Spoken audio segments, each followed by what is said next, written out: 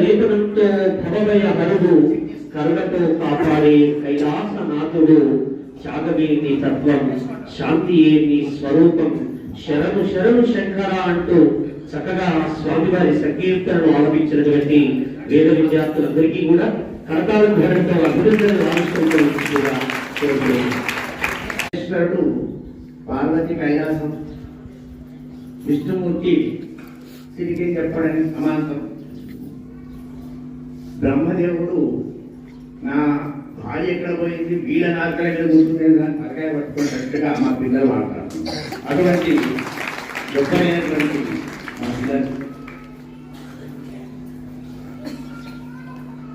మా గురువు గారు వేద పాఠశాల స్థాపించిన ప్రధాన ఉద్దేశం కూడా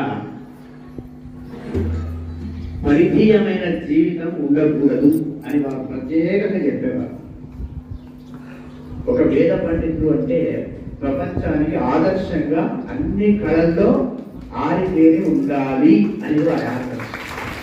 కాకపోతే మా పిల్లలకున్న